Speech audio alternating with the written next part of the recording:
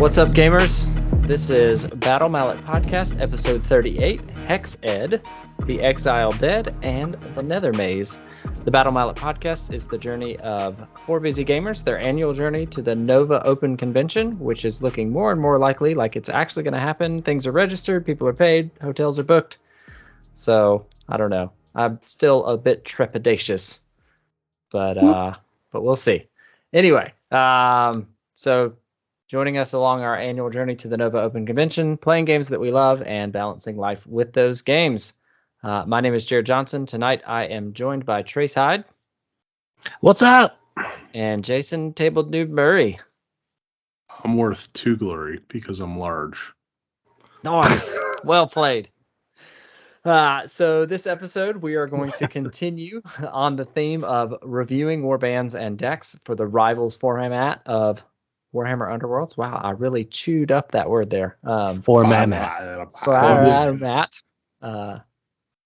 And we have 3 warbands that come out this coming weekend. The Exiled Dead, which is the last warband for the Harrowdeep release cycle. And then the 2 warbands in the new Nethermaze box set. There are some changes coming in those rules from what we've read in all of the review articles that are available.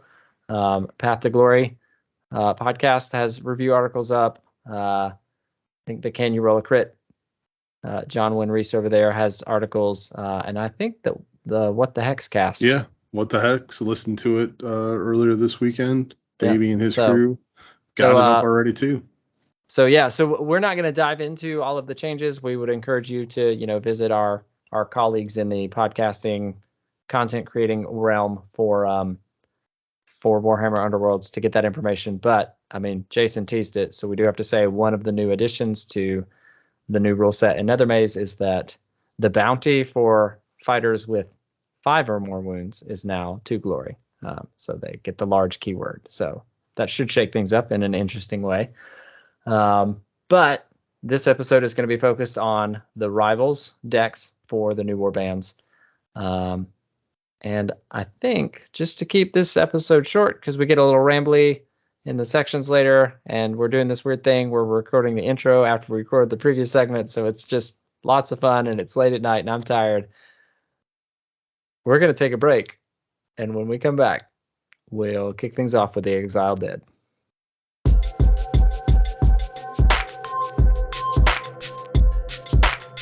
And we're back, and we are here to talk about Daintalos the Exile and his Electric Boogaloo, the Exiled Dead, a warband, the last warband from Harrowdeep.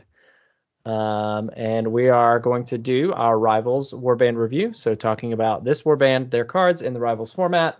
We will go through the standard run through that we've done. We'll talk about the fighter cards, talk about some specific objectives, gambits, and upgrades. Talk about boards, play style, what you should do if you're fighting against them, and we'll give our new player rating. So to kick things off, we will go through the fighter cards, and there are 7 of them.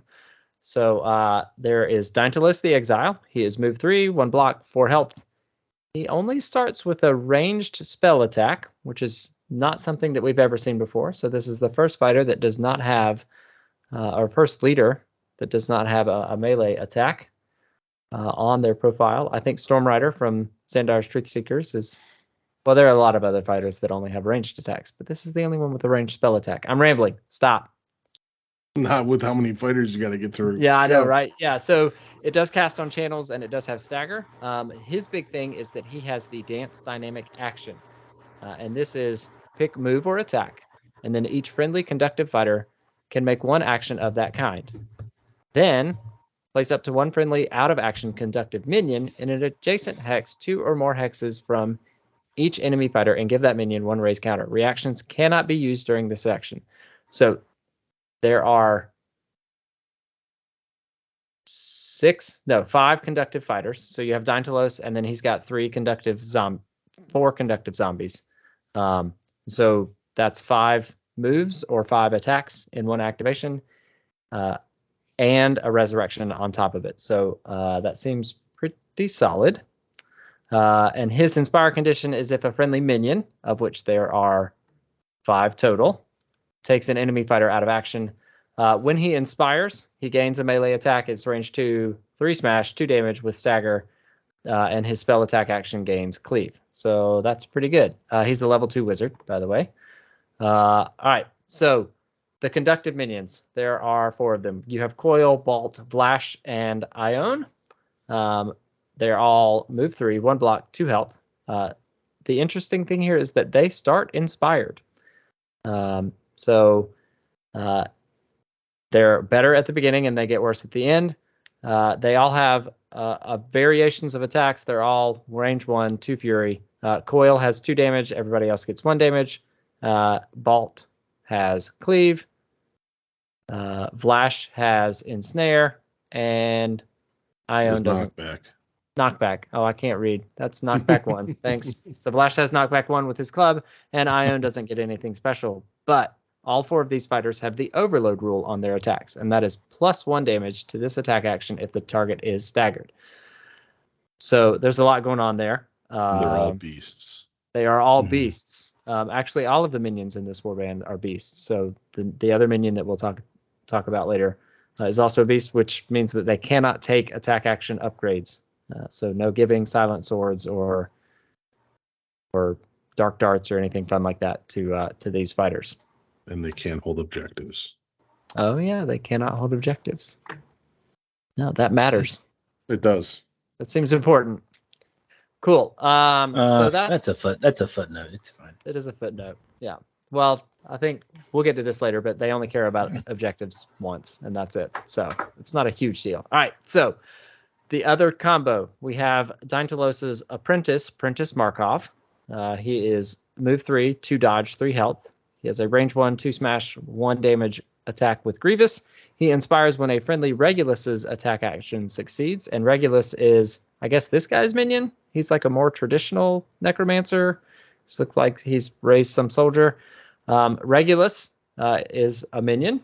He is move 3, 1 shield, 3 health. He has a range 2, 2 smash, 2 damage attack. And like the other minions, he starts inspired. Markov has a specific fighter action called Puppeteer. Action. This fighter and a friendly Regulus can make 1 action. Then place up to 1 friendly out of action Regulus in an empty hex within 2 hexes and give that Regulus 1 raise counter. Reactions cannot be used during this action. So Daintalos and all of his conductive minions can take an action together, and then Prentice and his minion can take an action together at the same time. I think what's interesting here is that it does not it has freedom in the action that you can take. So it could be move, it could be guard, it could be a charge, it could be an on fighter action, it could be an on card action, and that list goes on.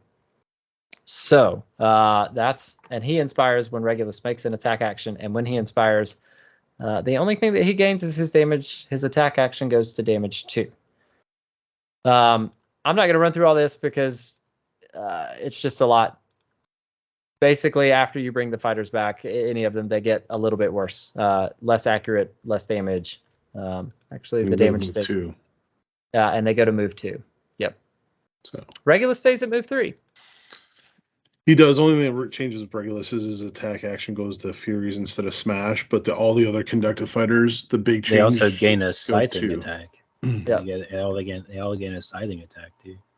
They do gain a scything attack. Yep. That gets extra attacks if it's supported. So yeah, the extra dice if it's supported. The big thing is the move 2. They really start to saunter around once they're uninspired.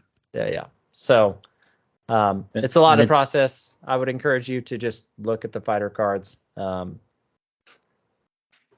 I don't know, hearing it is probably not going to be the best. So it's also important to note that the +1 dice is for each conductive fighter adjacent to this fighter when they make their scything attack. That's true. So if you cluster them up, you could be rolling like lots of dice. Up to 5 or 6. Up to 5. Six dice, 5. I think you could get to 6. 1, 2, 3, 4, yeah. 6. Anyway, it's not worth arguing about. Not arguing, I'm just saying. It's at least 3 dice. We can say that for sure. You could plus you could the go leader. up. Yep. You could get all the dice. You could get all the dice. That's all the the dice thing. and do 1 damage. All the dice for 1 damage. 1 damage. That's right. It'd be great. It's totally worth it. Yeah, so that's the fighter cards. Again, there's a lot there. Looking at them is probably going to give you a better idea of what's going on. But Daintalos and Markov are probably the ones that you want to keep alive the most. And just remember Regulus and the rest of the conductive minions are beasts, so they cannot take attack action upgrades, and they cannot hold objectives. Shocking. So, that is totally shocking. Nicely done, Trace. So, I think we're going to change format in the podcast. There will be the blog that will be linked in the show notes that will go through our standard thing that will make more sense of this. But I think it is worth noting that the playstyle for this warband is really unlike anything that we've ever seen before. Jason called it lumbering aggro, which I like. Trace called it passive aggressive, which I also like. But as we see it, and Jason was really the one that kind of called this out. So Jason, if you want to chime in, there's kind of two play styles, two modes of attack that you could go here. And this keys into the objectives, gambits, and upgrades that you would want to see. But I think it's worth talking about kind of those two key play styles first. Yeah, I think a good frame of reference is it feels like this is the very first Rivals deck that we have that's fully complete. And it's designed in the way that the game has been progressing for some time, where each objective or each gambit or each upgrade has a specific niche within the warband itself. So the warband wants to attack. Like, obviously, if they're all beasts, this warband does not want to hold objectives or sit back or be a lot of the other large warbands that we've seen. They want to get up there. They kind of want to be that ever-ending zombie horde. But the way that the Rivals deck is really put together is you need all the tools for it to fire. And that's what leads to kind of two distinct play styles. One would be to leverage the conductive fighters. So there are a set of objectives that I think that if you pull in your first hand that say, oh, this first turn is all about the conductive fighters. Or in contrary, if you get some other cards, you really want to leverage the Apprenticed and Regulus. Because Regulus is really the beater in the warband until your leader or Markov becomes inspired. I mean, Coil can do stuff, but he's just not all that accurate. And that led us to having the different objectives. Again, depending on what comes out in your opening draw, you want to have objectives with certain gambits and upgrades that pair well together. But in the end, I think your first action is to get everybody grouped up. Like, this warband wants to be grouped up. You want the Exiled Dentist to be in the center of his conductive fighters. And I mean, he ain't got no teeth, so he does. Yeah, see, that's why he's the Exiled Dentist. Yeah. And then he's just experimenting and doing things to he's all these. Sewed up. But you want him kind of like in the center of them to kind of give your opponent the bad choice of where to go. And then Regulus can either be behind that line because he is range 2 and kind of bop people as they come up to bop your fighters, or you get all grouped up and then just keep sending Regulus into enemy territory and try to do as much damage as zombie possible to the enemy warband with that 2 smash, 2 damage, 2 range, and then being able to do it again. 2 for days. Yep. So with that range 2 smash, 2 damage attack, Trace, what's the first of 3 objectives that we really want to see in hand? I mean, since you're going to be so aggressive with them, I think Dread Puppetry is probably a good one. Yeah. Score this immediately after a friendly Regulus is given a raise counter. I mean, if you're going to be sending this dude in to get some work done, it's likely that he's going to be offed fairly easy. I mean, he's only on 1 shield and he's 3 wounds. So unless you have some way to get him some upgrades for more defensive capabilities, then I feel like that's a pretty I'm not gonna say a sure thing, because especially if you were doing like a best of 3 for whatever reason, somebody would know that this exists then. So they may ignore him, but then they have to deal with him bopping everybody. So I think that it's a lose-lose situation for your opponent, which is why it's a good card. Yeah. They kill him, you get a glory when you raise him back, or you continue to get glory for killing fighters when they ignore that card. So I think it's a good card. Yep. And I'm probably using him as my dangle bro if this card's in hand turn 1. Correct. Oh, for absolutely. sure. Yeah. And I think that's a good point. So Jason, you said if this card's in hand turn 1, something of note is you probably don't want to send Regulus in too hard if you don't have this card, because it doesn't score after an activation in which a friendly Regulus has a raise counter. You score it when he's given a raise counter. So it has to be when you bring him back. So if you raise him and then draw the card, it's a dead card until he dies again. So that's worth noting. So the next one I like is Appalling End. Again, we're going to be aggressive. Score this immediately after an activation, or score this immediately after a friendly minion's attack action that took the target out of action. So ideally, this is Regulus just being able to do some work, but it could also be, as we mentioned before, the conductive minions doing their thing, working. Because that dance dynamic, if you can get everybody adjacent, you could have 5 attacks coming in at one fighter. There's a good chance that the minion's going to be the one that takes it out. Anyway, Jason, so going back to that key play style, first activation is to clump everybody together. Why is that?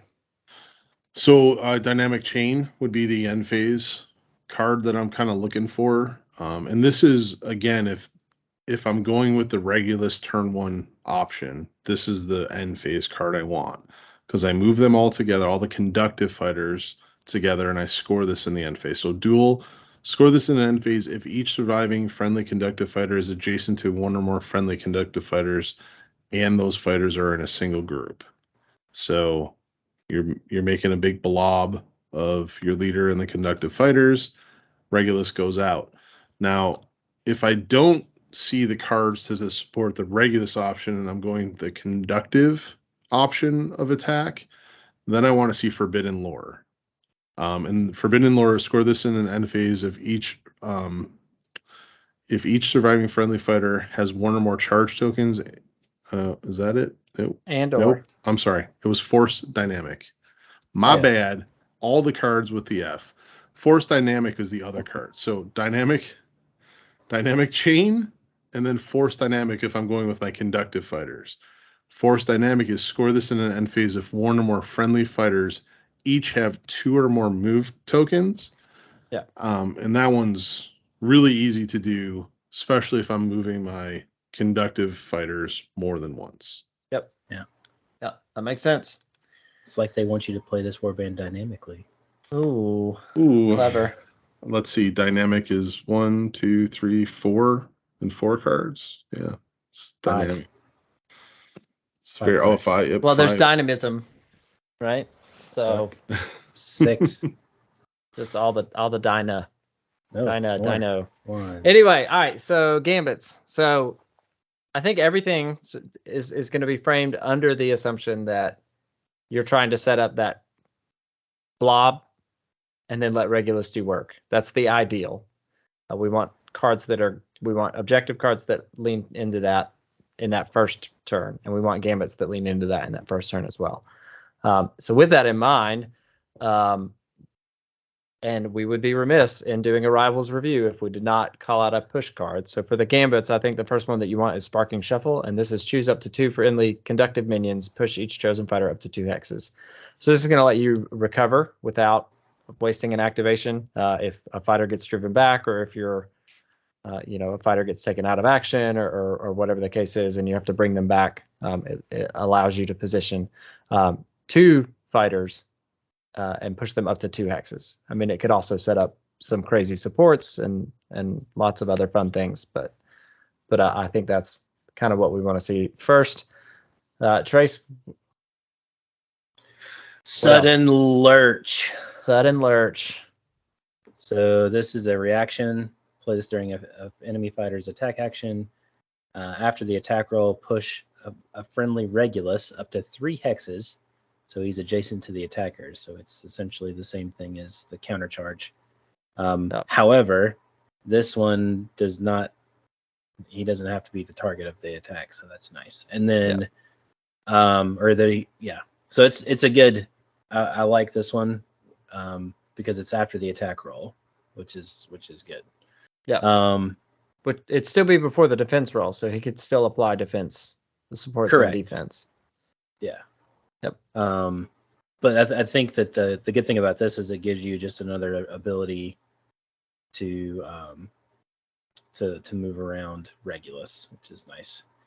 Yeah. It does require Markov to be alive, so if for some reason he gets offed early, this is now a dead card. But but I still think having that extra utility of moving him around is good. Agreed. All right, Jason. What other gambit do we want to see? Another push card? Is there another push card? No. So it's terrible dynamism. Choose up to 2 friendly conductive minions that are out of action. Place each chosen fighter in a hex adjacent to your leader. Give them 1 raise counter. This again is paired with the ploy to push. Get your fighters back, hopefully in a good position before your turn, so you're able to leverage them to attack. Yeah. So this can also help you score dynamic chain too. Yep. But yeah, dynamic chain. The other big thing here as well is, unlike the action where you have to be 2 hexes away from an enemy, this could be adjacent. Yeah. Because you just have to be adjacent to your leader. That's right. So that's cool. All right. On to the upgrades. So the first one that we want to see is you want to look for Dynamic Enhancer. This is +1 damage to each friendly conductive minion's range 1 attack actions other than scything attack actions while they are within 2 hexes. So this goes in either Daintalos or Markov. And as long as the conductive minions are within 2 hexes of either of those fighters, they get +1 damage to their attacks. This could be brutal. If you can get 3 or 4 of your conductive minions attacking all with +1 damage. Especially if the enemy is staggered. Yeah. Yeah. Yeah, it could be. Assuming you hit with your 2 Fury attack. Well, yeah, I think you have to assume some supports though, really. Of course, like this really smashes. Yeah. But anyway, all right, Trace, what else? I pulled out a card that I thought just had some really interesting ways to set up things like Dynamic Enhancer. So I chose Prison of Grief, which is a reaction spell that's an upgrade. It's on a focus, which is the swirly, which is a reaction, and then it says use this after an enemy fighter's activation, any activation, if that fighter is within 3 hexes. If cast, stagger that fighter. So this is an easy way without attacking and without using one of your activations to potentially get a stagger onto an opponent, which then makes your zombies a lot more lethal. I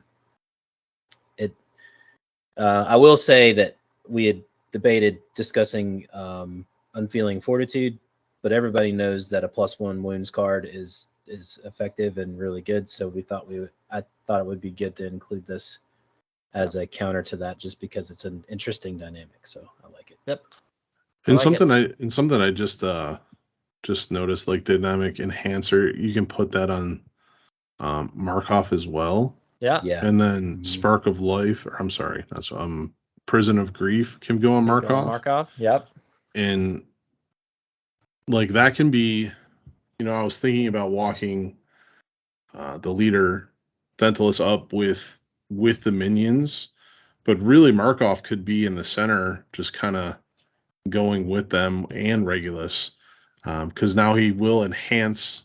He'll kind of be protected by the conductive minions with additional damage, and if they are like if an enemy fighter's activation is within 3, now we can try to stagger them. Yeah.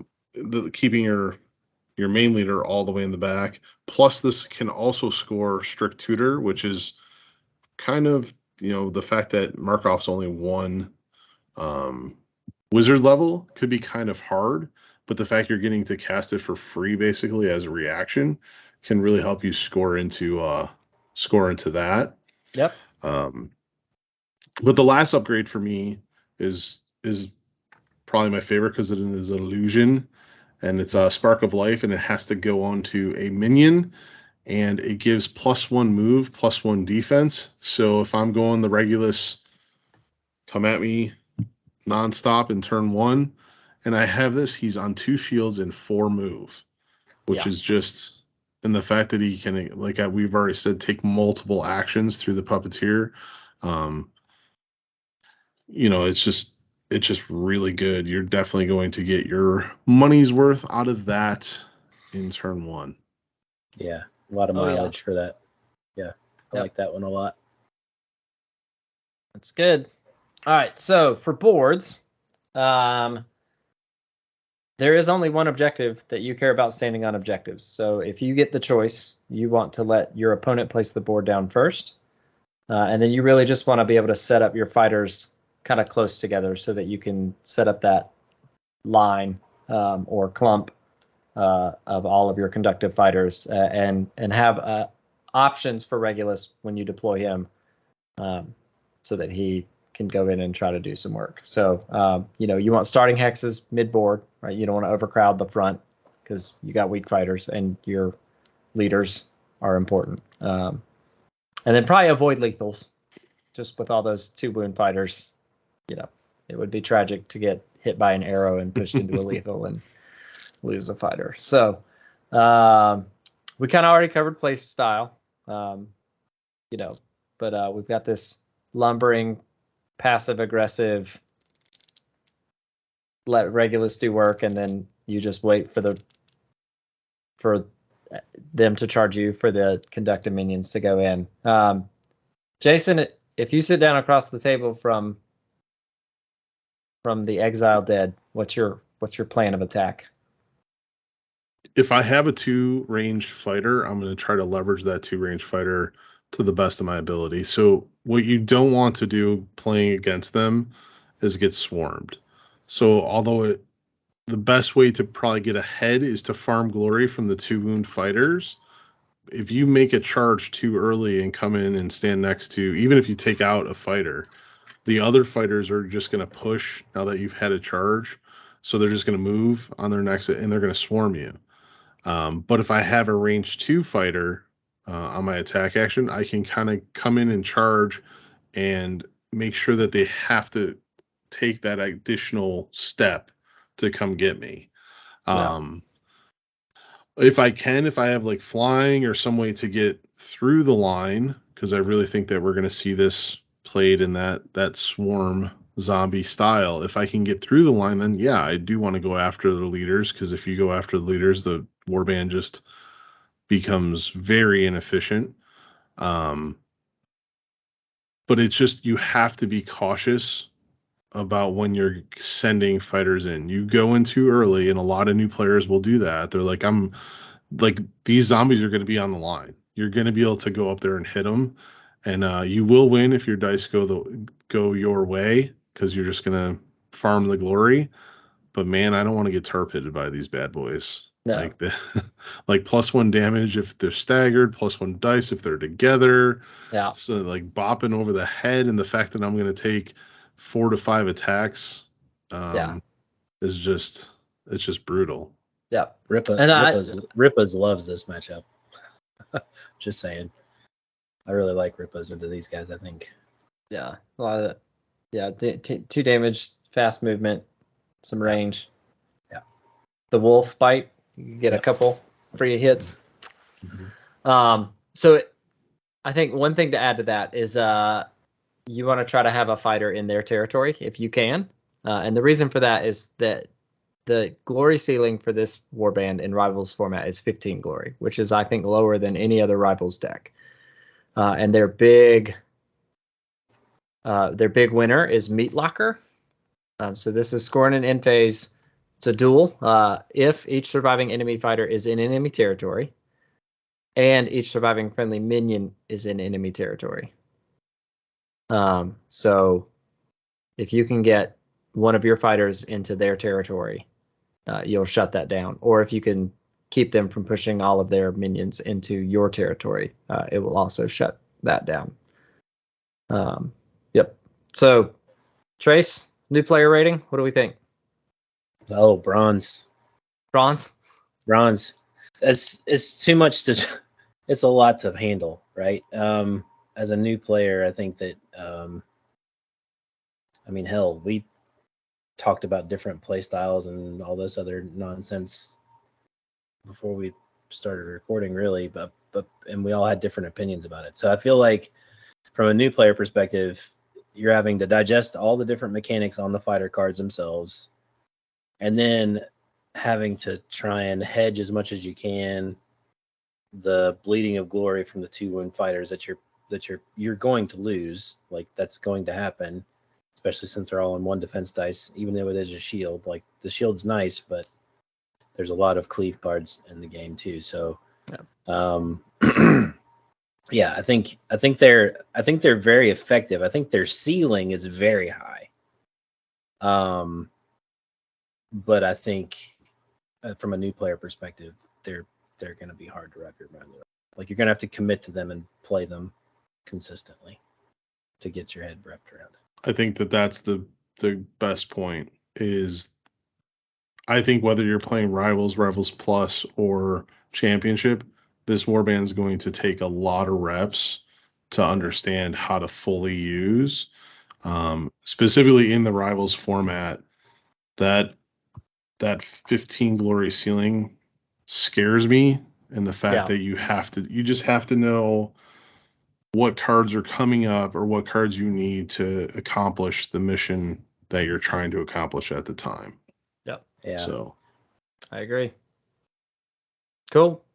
Well, that'll wrap us up for the Exiled Dead. So when we come back, we will kick into the Nethermaze warbands. Those Shadeborn and Skittershank's Clawpack.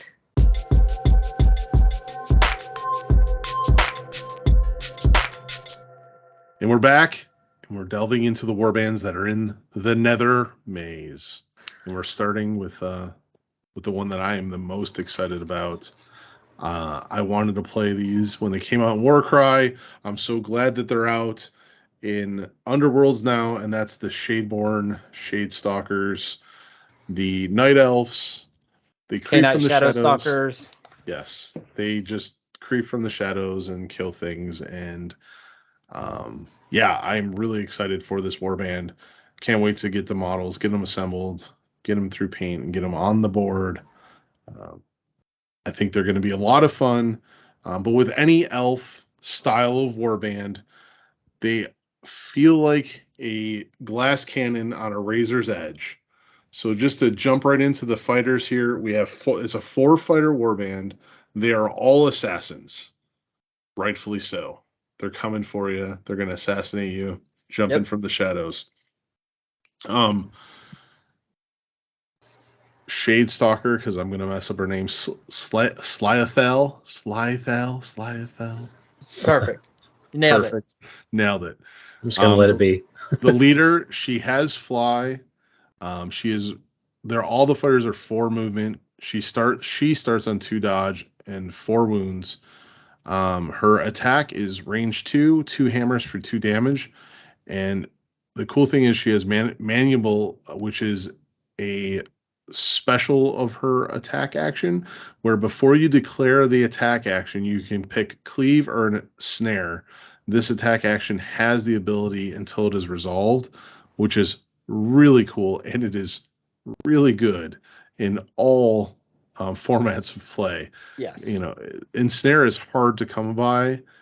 Cleave is a little more readily available, but to be able to pick, just on demand. The on-demand part is uninspired crazy. Too. Yeah, nutso. Uninspired. Love it. The other cool thing is she does have a shadow ambush when this fighter starts a charge action in a cover or edge hex that is not a starting hex. You can resolve the move action of that charge action by placing this fighter in another cover or edge hex. So it's like Fenway Crystal on steroids because it doesn't have to be to an objective. Yes. You just jump to a cover, jump to an edge. Yes, you can't be on a starter, so which is kind of balancing because turn one, you don't want to just be able to jump across the board. Right. But really, really, really cool. And given the setting of this Nethermaze, just like it. Just feels real thematic. Yep. The first true assassin. Feels like they're jumping out of the shadows in the maze. It's cool. Does. And then this fighter inspires when they make an attack action that targets an enemy fighter with one or more wound counters. That's the way the entire warband inspires, which is a different inspire that we've seen, because typically we just want to kill stuff in Underworlds, right? Like you just want to like one shot it, get it off the board. Yep. Not this warband. They want to make multiple attacks so they can get inspired. And then the big thing, when she is inspired, she gets three dice, 3 hammers on her attack, keeps everything else, but gains Grievous as well. So potential to go to 3 wounds on her attack. Moving to Drusilla, my favorite fighter in the warband, only because I think the model is going to look super, super slick. Can't wait to see it in person. But again, she starts 1 dodge to start. So 4 move, 1 dodge, 3 wounds, which is what the rest of the fighters have in this warband. Her attack is range 2, 3 fury for 2 damage. She has Shadow Mark, which all the other fighters have besides the leader as well. So when she is in a cover hex, she can roll that defense dice, which is not too bad because she's in a cover hex, so she's basically on a shield. And can re-roll that, and her inspire is the same. And when she is inspired, she goes to 3 damage on her main attack, gains a defense dice, does lose the reroll on defense, but that's okay. I'll take the 2 defense dice, and then gains a scything attack that has Grievous for 2 hammers and 1 damage. The next fighter is Sylark Greyblood, who is a wizard. He's a level 1 wizard. Again, 4/1/3 has the reroll if it's in a cover hex on the defense dice. His basic attack is 2 hammers for 2 damage, so another 2 damage fighter. But he has a Reaper Handbow, range 3, 3 fury, 1 damage. And then the Chef's Kiss is his spell action. It's cast on a channel, and if cast, choose 1 enemy fighter with no wound counters within 4 of the caster or in a cover hex. And notice that there is no range on the cover hex. So if there's a fighter in a cover hex and you have line of sight, you can cast this to potentially deal 1 damage to that fighter, which is pretty cool given the fact that to inspire, you have to be attacking people that have wounds. So he is a key fighter, kind of the linchpin to get some wounds down. When he inspires, he gets Ensnare on his handbow, goes to the 2 dodge, losing the reroll. And that is about it for him. And then the last one is Vasilla. She starts 4/1/3 with the reroll. She has a range 1, 3 fury, 1 damage dagger that has combo, which then can be followed up with a fury attack, giving a punching follow-up that's on 2 hammers, 2 smashes for a damage. And then when she inspires, again, goes to the 2 dodge. That opening attack that has combo gains Grievous, and the follow-up attack gains Cleave. So kind of cool because it incorporates it from, the Whip Lady. It's kind of got the same feel as the Whip Lady. Yep. So you missed something. Did I? What'd I miss? You did. So the 3 fighters other than leader, what do they all get when they inspire? Oh yeah, true. When they inspire, they all gain the cool shadow ambush that allows them to jump from cover to edge hexes. Yeah, that's just a minor thing. It's fine. It's just a minor thing to be able It's to fine. teleport all over the table whenever you want. Yeah, because there are, as we'll get into it with gambits and upgrades, there are ways to put them in cover hexes without them actually being in cover hexes. So they really, once they are inspired, they become probably the most versatile warband that we've seen, where they can just bounce around the board. Yeah. It's really cool. It's cool. I'm excited. So with that, we'll lead into the objectives. And Jared, what's an objective that we like here? Yeah, so again, we're framing this under the context of a rivals play. These are objectives that you would like to see in your first hand. And we'll get into this later as we talk about the play style, but I picked a vicious kill. So this is a surge. Score this immediately after a vulnerable enemy fighter is taken out of action. Jason has already called out vulnerable. That the warband plays a little differently than what we've seen before. So it's not immediately obvious that you would want to take it, but it plays into some other stuff. Plus, you're killing stuff, and that's fun. Trace, what are you taking? I don't know. I'm kidding. I think Coiling Darkness is actually pretty good in a rivals format. 2 or more friendly fighters are in cover. So this is a duel. It's an end phase objective. Score this in an end phase if 2 or more friendly fighters are in cover hexes and 1 or more of those fighters has made 1 or more attack actions in this round. This is fairly easy to set up even in the first round, I feel like, because you can have Drusilla, Psylark, or Felissa in a cover hex on your side of the board. And then as your last activation, you can charge Slathael across and do your shadow ambush into enemy territory if you want to set up this attack and score 2 glory. So I think that's a cool and effective card for them. And 2 glory objectives that are that easy to score in rivals is good. Yeah, and this is a great point. If I haven't said it already, the cover tokens that you give through cards, the shadow counters that you're giving out, whether that's a gambit or an upgrade or a casting spell, those go away at the end of the action phase. So those will not help you score a number of these objectives that say, hey, you want to be in a cover hex. But it does get you the bonuses for defenses, get you the bonuses for any upgrades while you're attacking or defending. But just be very conscious as you're, jumping around the board and doing things.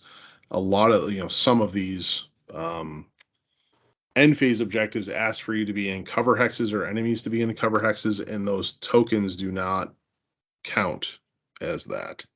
Mm-hmm. The last one that I want to call out is Nowhere to Hide, which is a surge. Score this immediately if a target was taken out of action and the attacker or the defender was in a cover hex. So again, those shadow counters, cover hexes, all the things Gloom playing into how we're going to get kicked off on some glory. Moving into the gambits, so Impenetrable Darkness is the one that I'm looking for. I want it turn 1. I want to play it as soon as I possibly can. And it reads, give each friendly fighter with no move or charge token 1 shadow counter. Fighters with 1 or more shadow counters treat the hex they are in as a cover hex in addition to the other types. Discard all shadow counters at the end of the phase. Again, just kind of alluded to it. I want to get them in cover. I want to get them quickly. And this really opens up, if you have this card and they become inspired, for the ambush, because they can be in any hex and ambush out of it. Jared, what's the next one we want to get? So I like Rippling Darkness. So choose 1 enemy fighter in a cover or edge hex, deal 1 damage to the chosen fighter. So ping damage. It's great. You want to be attacking fighters with wound counters anyway. It's like a combo of Lethal Ward and what's the other one? Collapse. That was in the edge hex. Yeah, Collapse. Well, Collapse, but then there was the one that was from forever ago before Collapse. Yeah. Just dealing 1 damage and for being on a feature token, well, the cover or an edge is really good. I like that one a lot. Yeah. And Trace, what's the last one we want?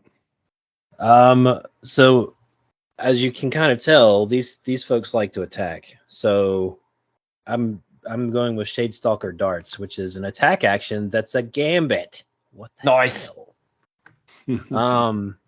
So this says choose a friendly Drusilla or a friendly Vasilla.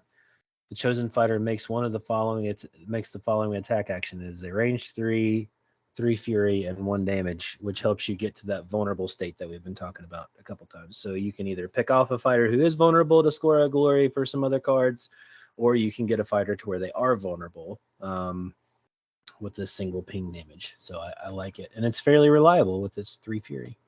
Yeah, it's also a great way to inspire, whether you follow it up with, you've already made an attack action and you're following this up with to inspire, or you're trying to put a damage on them so then you can attack them. An out of sequence attack action does not happen very often. That card Super is huge. extremely powerful. Super good. And Jared, you say I mentioned the vulnerable thing, and I think I did from a play style standpoint where you want to kind of like whittle them down and have tokens on them. But the other thing that kind of leads into in this deck is they score a lot of glory for having a vulnerable fighter. So you're going to have to make kind of decisions as you're playing the warband. Do I just finish this fighter off, which is never a bad option? You're going to get the glory. You're going to take an action away from your opponent. But they have, what, 4? I think there's 4. Four objectives. Yeah, 4 objectives that either are vulnerable or the opponent needs to have a wound on them. So you're definitely going to be playing this warband differently, which is kind of what we just talked about with the Exiled Dead, right? Like, it is a different style play, which I really, really enjoy. So that's where we are with the gambits and kind of styles. What about upgrades?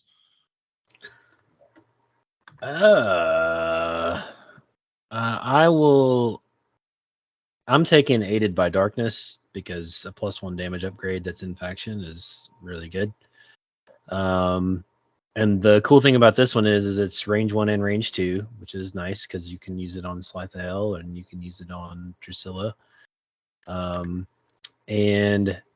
the only other qualifier is that the attacker and or the target is in a cover hex. Well, once you get some of these tokens kicking around during your action phase, like, you count as being in cover all the time. So this is just a straight up great strength, essentially, once you start to get rolling. Yeah. Jared, you want to add one to the mix? Yeah, so I like the Voidling. So this is a Dizzinson. It's got 2 rules that it adds. Rolls of single support are successes in this fighter's attack rolls for attack actions that target a fighter adjacent to or in a cover hex. And then rolls of successes in this fighter's defense rolls. Rolls of single supports are successes in this fighter's... Oh my gosh. Learn to talk. Rolls of single supports are successes in this fighter's defense rolls if this fighter is adjacent to or in a cover hex. So rules aside, the card art is awesome. That, like, I was gonna say we need to talk about that on card art. Multi-headed, multi-limbed, like Cthulhian Netherdeep creature sitting on his shoulder. Yeah, like, that's awesome in and of itself, but also the fact that, like, both your attacks and your defense are getting better, and the defense is, like, really good because now you're on dodges. If you're in a cover hex, you're getting single supports and double supports as successes. Like, that's pretty good. Yeah, if you go on guard, have this card played in or in a cover hex, Then just in faction rivals, you are only being beat by a crit. Yep. Correct. You're basically like Rippa when he gets all of his shit stacked up. Yep. What's the last one, Jason? The last one is Abysmal Guidance. So reroll 1 attack dice and the attack action made by this fighter if this fighter is in a cover hex. Again, just really leveraging the cover hexes and getting that reroll to make sure we do some damage so we can try to get inspired. So that's the cards. That's the kind of the play style. I did mention, the vulnerable states. Some other things to worth mentioning is there are a lot of cards that are fighter specific in this warband, really around Sylark. So there are 2 spells which only he can cast, as well as there is a rapid fire card that allows him to attack twice with his hand bow, and the amulet, which only can go on him. So that's 4 cards out of this entire deck that is specific to that fighter. With that, if I am picking boards, Trace, what kind of boards do we want to pick? I mean, you clearly want to have as many cover X's as possible. Is what it sounds like to me. Just Yep. get all the cover. Get All the all cover the cover. hexes. Yeah. I mean, it's just more avenues for you to attack, right? And especially with you have 2 range 2 fighters, having those different access points to get those range 2 fighters in there and do some swinging is really good. Yeah. So you picking the board with cover hexes allows you to take your gloom hex and place it in the enemy board, right? You don't have to be passive with it in yours. So cool. Play style, Jared. I think we pretty much nailed that. Yeah. Definitely aggressive. Definitely, you're probably going to work to have multiple fighters attack a single fighter.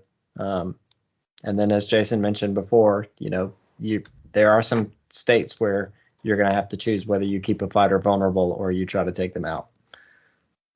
Just depending on what your deck is doing and everything. So just continue on. If you're sitting across from them, how are you going to dismantle them? So you want to try to control the inspiration as much as you can. So like protect your wounded fighters or pull your wounded fighters back to force them out of position. I mean, you're not placing a gloom token. Yeah, don't place a gloom token. Probably not. That's pretty good. And then I think the other thing that's pretty noticeable is that the 3 of the fighters only have 3 wounds and are on single defense dice when they're uninspired. So one thing I want to talk about, just because I might have missed it when we were reviewing some of this other stuff, is how easy are those shadow tokens to come across?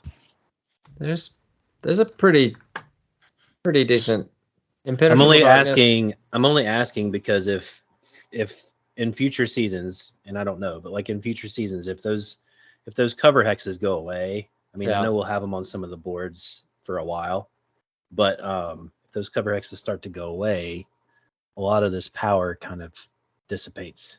Yeah. So I think that's unlike some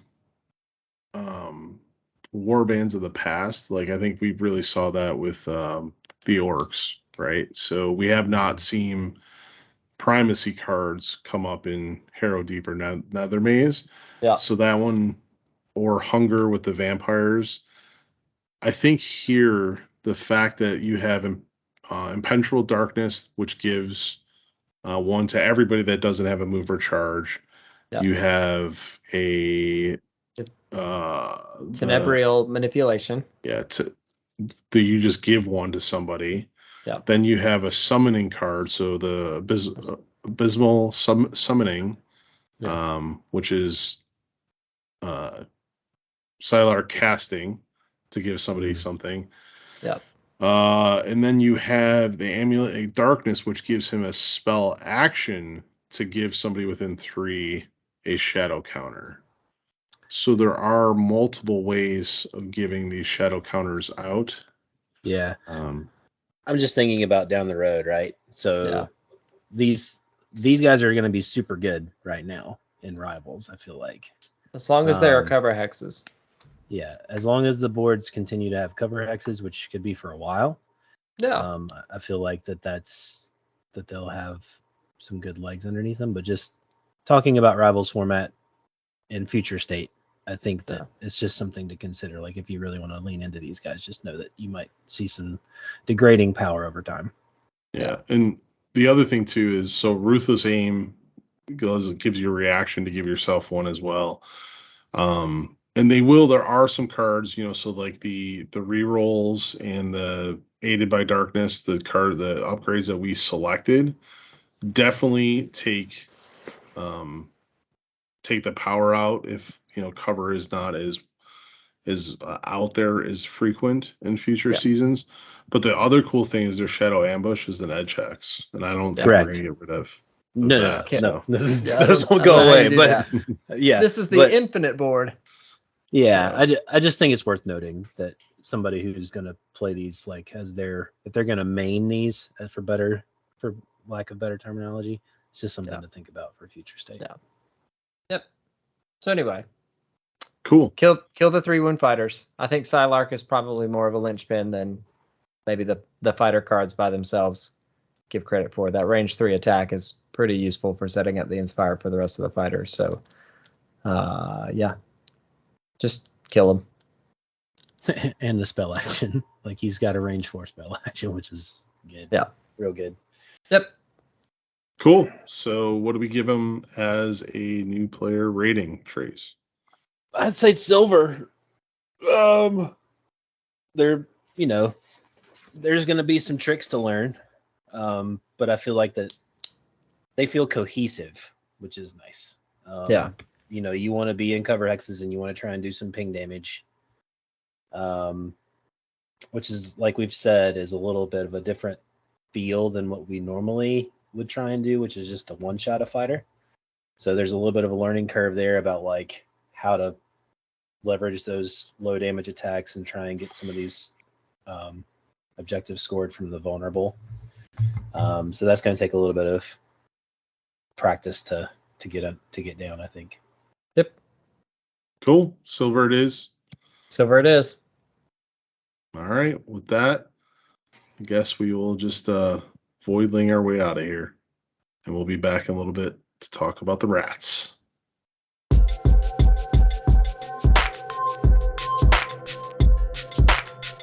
And we're back. I hear some chittering in the shadows, gentlemen. I'm scared. So those shady elves might have had some tricks up their sleeves, but so do these skulking Skaven. We are going to talk about Skittershank's Clawpack. And this is a 5-fighter warband, which is as the other Skaven warband was. And they are hell-bent on doing some reckless murdering themselves, just like the previous iteration of Skaven. So the leader of this warband, his name is Slink Skittershank. He is a 5. Is he the greatest? Yes. Yes. I don't think he is, though. No, I don't know, man. Doing the kill. So he is a 5-move fighter, starts with 2 dodge and is 4 wounds, which is a nice little starting profile for your leader. He has paired weapon blades, which is a range 1, 3 fury, 2 damage attack with Grievous. He has a special rule on his card called Marked for Death, which continues across at least one other fighter. I think one of them may change to get it. Yes, they do get it when they inspire. We'll talk about that in a second. And it allows you to reroll 1 attack dice if in the attack roll for this fighter's attack actions if it targets an enemy leader. There will be a theme here. As the inspiration mechanic for this warband is one or more enemy leaders is out of action, or an enemy leader has 4 or more wound tokens. They want to kill the best all the time. Yes. So that's what they want to do. The next fighter, and when Skittershank inspires, his weapon goes to 4 fury for 2 damage with Grievous. His move and defenses stay the same. He keeps his Marked for Death, which allows him to get the reroll, which is huge, as long as you're attacking the leader. Pardon me. The next fighter is Snip Padpaw, and he is a 5 range fighter, 5 move, 2 dodge, 3 health. He has a sword and fighting claw as his weapon. It's range 1, 3 fury, 2 smash, or 2 damage. He also has marked for death, so he gets a reroll as long as he's attacking a leader. He also has a cool little reaction called smoke bombs.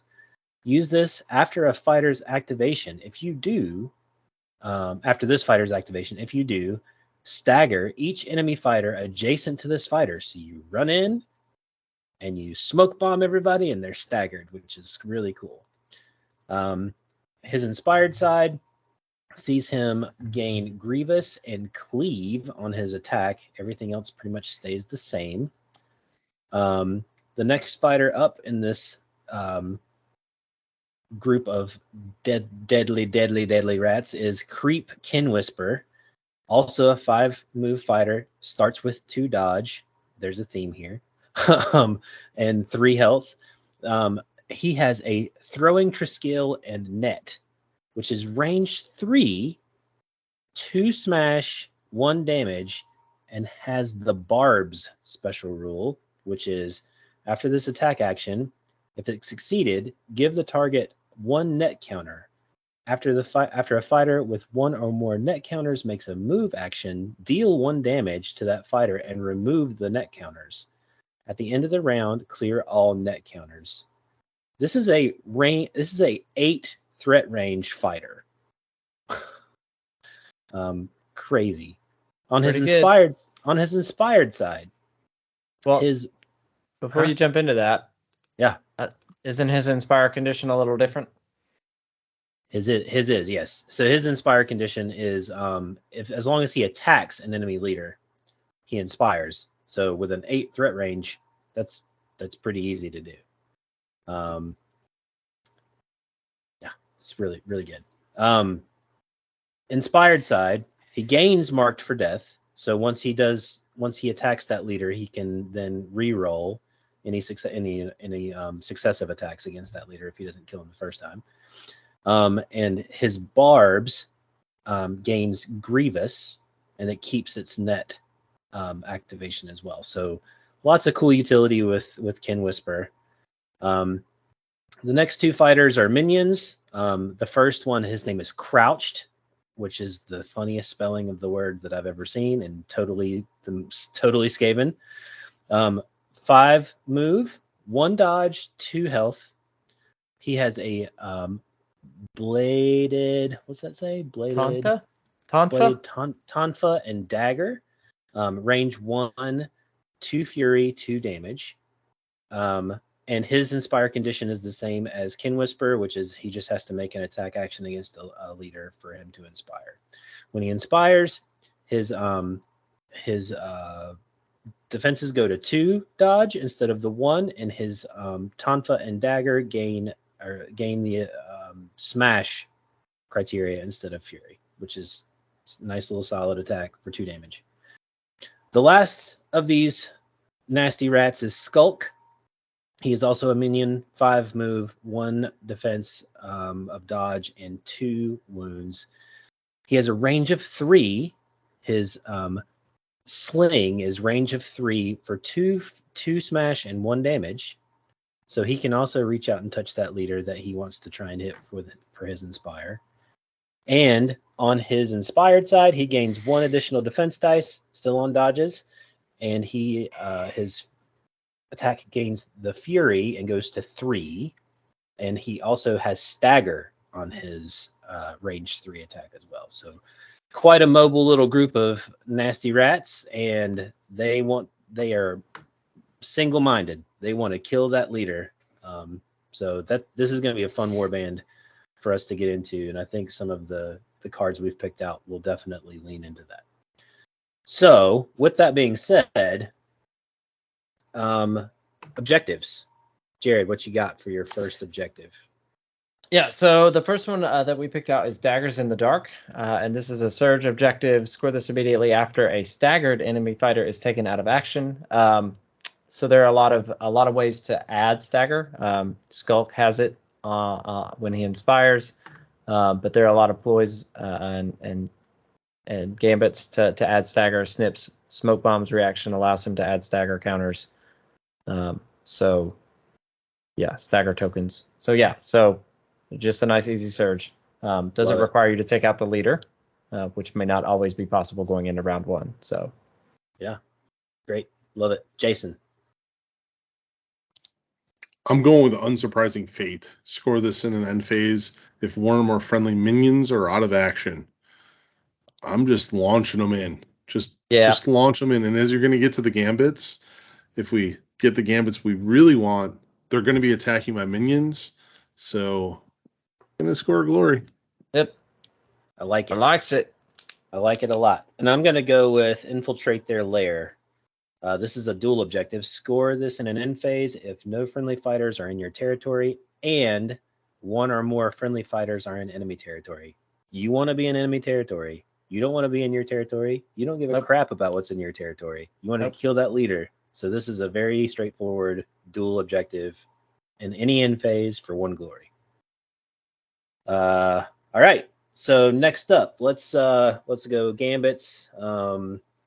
Jason, what you got for your first gambit? So the first one I'm going to pick is Skittering Blur, and this is in the next activation. Attack actions cannot target friendly assassins. And that the reason that I like this card is obviously like Skittershank, and as the rat that I will affectionately call Panda Paw, because every single time I see Pad Paw, Pandy Paws. Panda Paw. Pandy Paws. They can't be, attacked in the next activation. So I'm probably running in Pandy Paws and throwing his smoke bombs first, right? Just to stagger everybody. And then I'm coming with Skittershank, and it just gives me added protection. But the nice thing is Kin Whisper, all I got to do is attack that leader from 8 hexes away, and now Mala can't swing back at him. So yeah, like it. It's good stuff. Jared, what you got? Yeah, so I think this pairs well with Skittering Blur, and that's Wave the Iron Paw. And this is the first time a friendly assassin is dealt damage in the next activation. The damage dealt is reduced to 1. So you could wombo combo the mess out of this, throw in an assassin, and be like, oh yeah, you're going to attack me. I guess I'll just take 1 damage. And then in the next power step leading into your opponent's activation, you can be like, actually, now you can't attack my assassins at all. So there's that. Yeah. So I think I've mentioned this a couple times, right? We want to kill the leader, right? We do want to kill the leader. Yep. Well, what happens whenever your opponent's like, I ain't putting my leader out there to be attacked. You're crazy. Well, like this warband has a tool for that, and that is called Misplaced Optimism. Choose an enemy leader in enemy territory. Push the chosen leader up to 2 hexes. Gosh, so they might have. It's brutal. So they're tucked back in the back. They're like, I'm safe. And you're like, no, sir. You are not safe. Come 2 hexes closer to me. That's terrifying. And pushes are super strong. Being able to push an enemy model 2 hexes anywhere you want them to go to set up an attack is crazy good. R.I.P. Kishitaka. You're right. Exactly. Exactly. Mr. 3 wound leader there is not happy with this card. Yeah. Yeah. Bye. So really powerful gambits. And I think that there's some other notable ones in there that kind of fell short of the craziness that we just spoke about. But yeah, the one thing I do want to add real quick is that there are 3 gambits in there for adding stagger tokens. So correct. Yeah. And I mean, that helps with daggers in the dark. Anyway, moving on. Yeah. Wonderful. So upgrades, there's some good ones in here. There's some oldies but goodies with different names. Let's talk about them. So Jared, what you got? So Eshin Throwing Stars. This is an attack action, range 3 fury, 1 damage with stagger. So we've already said stagger is pretty important. This is a ranged upgrade. Movement 5 plus range 3 on the attack is a threat range of 8. You're just handing out stagger tokens. So now we have potentially 3 fighters with a threat range of 8, which is crazy. Yep. Jason, what you got? I'm just going to go merciless. Like, I'm just giving damage. So there's a ton of ways to put stagger out there in this warband, and then I'm just going to give additional damage. And the fact that Skittershank can get this, you can be blinded by a smoke bomb, and then I can run in and be doing 3, potentially 4 damage with Grievous. Oh, and I get to reroll one of the dice. Love it. And if they're staggered, you get to reroll 2. Yep. Yeah. Just so good. Your leader's done. I got this. That's a spicy meatball. Is crazy, crazy good. So, we want to be aggressive, right? Well, the card that I picked out is Supernatural Agility. You've put your leader out there. You've put somebody out there who's trying to attack their leader. You've got two gambits that help to protect them. Well, in the meantime, you might have drawn cards or whatever. So you draw this card, Supernatural Agility, just flat +1 defense to your already 2 dodge fighters. Scritch with 3 defense dice is terrifying. Yeah. It's good. This stays the same. It's a great card. Adding defense dice just flat out, it's crazy good. Love it. So Jason, what kind of board are you picking for this warband? So I mean the warband is aggro through and through. I'm gonna pick a mid-level deployment warband. They have 5 moves, so I don't have to be on the line. I can still deploy kind of defensively, but I want that has a lot of starting hexes in the middle of my board, so I don't get offset where I can't get to someone. I still want to get in there. So safe, secure, middle of the board. I'm coming at you. Like it. All right. So we've talked about all the different things that we normally would discuss. Jared, what do you think as far as the new player rating of these guys? Well, so before we do the new player rating, we do want to talk about what we're going to do if we're playing against them. Yes. I'm sorry. Yes, exactly. So if you see these across the board, what are you going to do? So protect your leader and murder them back. No, good luck protecting your leader. I mean, the easiest way to do that is to just murder them back. Just murder. This is true. Murder the murder Skaven. I like it. Yeah. I like it. So my previous question, now that I skipped one, what do you think the new player rating for these guys would be? So when we talk about new player rating, we're talking about how effective the deck is, how easy it is to play based on the build of the deck and the build of the fighters. And so we don't have any reps with these warbands, so we can't say whether it will actually work or not. But the design space, what they're designed to do, the play style, I think makes this deck a gold for new players, because it is very clear what this warband is designed to do, how it scores, what it wants to do, and really what it seems to us in the Rivals format, what it's equipped to do as well. So everything wants you to kill the leader. The fighters are equipped to kill the leader. The objectives are around killing the leader. I think they get that gold. Yeah, I like it. I think that's spot on. I'm sure that Jason would agree. Anyway, I do agree. Good. He does agree. Yeah. We have an accord. It is decided. Kill with the murder Skaven. Love it. I guess we will wrap this one up, and we will be back to close out the show.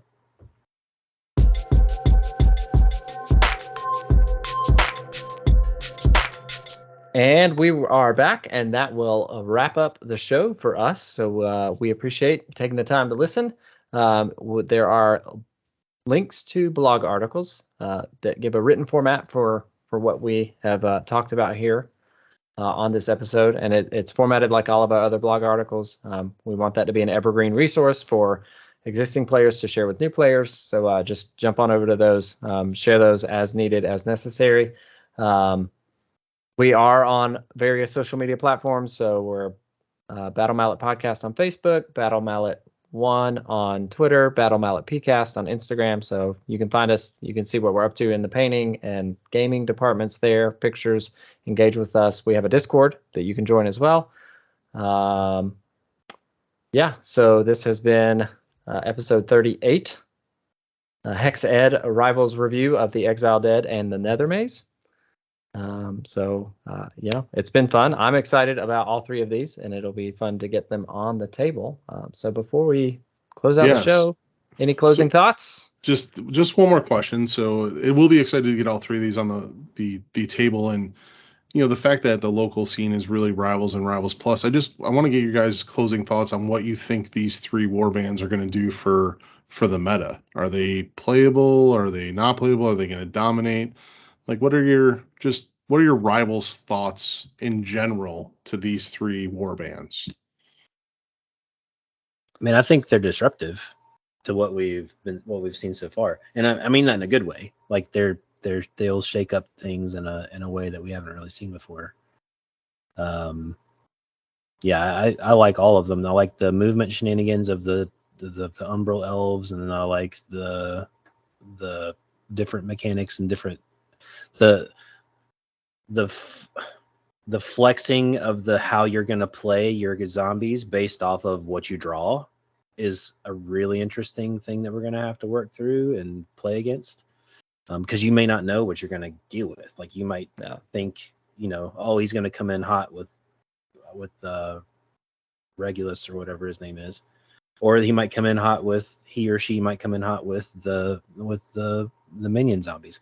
So that's an interesting thing you have to deal with too. And then the Skaven, we've never really had a warband that's like gone full bore on killing your leader, which to me is a little terrifying. Yeah. So this is going to be interesting. I think that these will be fun to play against and with. So I think they're all interesting. Yeah. And we'll disrupt the meta a little bit. Yeah. I think like I would echo everything that Trey said. And I think the only thing that I would add to this is I think that the Shadeborn and the Exiled Dead are going to add a puzzle Correct. to the Rivals format that really hasn't existed yet. And a puzzle in a good way. Like we talked about Black Powder and his Rivals deck, and just the pieces don't align there for whatever reason. I mean, it's still playable, but it's not as cohesive as what we see here. But it's going to allow for that mental stretch that you don't get in Rivals from building your deck. So now you've got this playstyle that you have to figure out, the playstyle of that flexibility that we talked about with the Exiled Dead. And then, I mean, I've got to be honest, I think the Shadeborn looks strong, but I think that they're vulnerable. I think that they're not, I mean, I think they're going to be pretty squishy. And that's going to be something that you have to contend with, because you have this ability to move around and jump into your enemy's territory. But now you're kind of sitting there with your 3 wounds on 1 defense die. So it just, I'm excited to see like them get on the table. I'm excited to see, our local players adopt these warbands and work with them and figure out what they can do. Yeah, I do feel like that they're like I said before and a couple times, like they're cohesive. Like they feel done. And I feel like some of the other Rivals warbands don't have that same synergistic feel that these 3 do. Yep. Yeah. What do you think, Jason? I completely agree, and you said it best. Like their Rivals deck has that puzzle feel to it, where they really truly feel like they were designed to be a functioning deck, but not just straightforward. Up until this point, like warbands have felt like they have 2 different play styles. We're going to sprinkle this in, sprinkle that in, and you can supplement those play styles through universals. These feel like this is what they do, and here are the tools to accomplish it, almost like a championship deck would be designed. Not as easy by any means. Sure. But still designed that one. So I think when you bring that up, Jared, it really hits the nail on the head for me. I think that over any other time, and I know we all get hyped for the new season releases, but having these 3 warbands together feels really good. And if someone's going to jump into the game, I think Rivals gives them not only the basic, like, hey, this is like a board game, but there is a lot of thought that has to go into this. And Trace, I agree with you. Those Murder Skaven, from a rival standpoint, scare the hell out of me. I don't think they're going to dominate, but the fact that they can just kind of murder, they do what they do best and take out a leader, and that scares me. Putting like Morgoth crushes, like, wow, yeah. They're all fairly accurate attacks. It is not incomprehensible for you to throw 5 damage onto Morgoth or 6 damage even onto Rothgorn or Black Powder in that first activation phase. Yes. And with the range on some of them, like you could have, you've got, if Morgoth's on the line, right, you could potentially inspire 2 fighters without moving a muscle. Really. Yeah. So it's crazy. I'm excited. I've said it before, but I'm excited. And I am talking about it, excited. like recording this episode, has made me even more excited.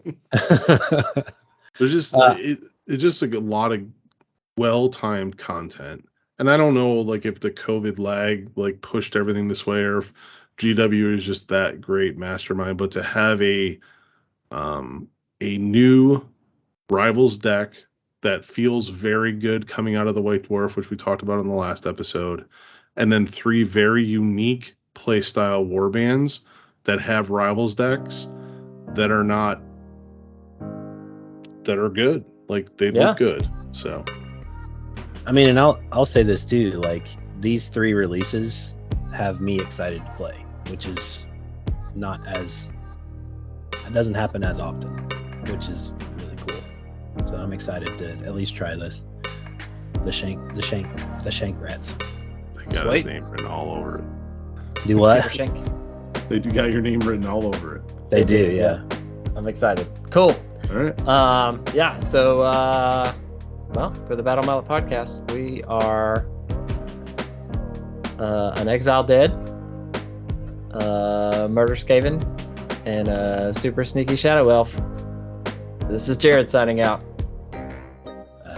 Kill, yes. This is Trey signing out. And I'm Jason Table Murray. I don't know what's going on, so I'm out of here. Goodbye. Peace.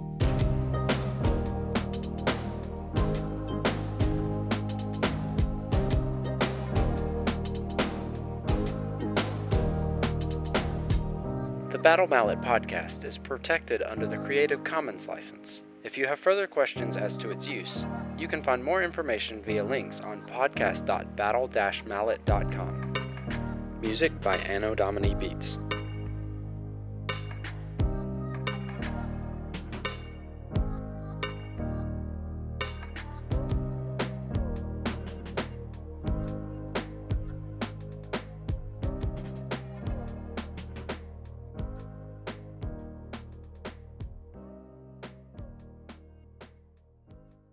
All right, we ready?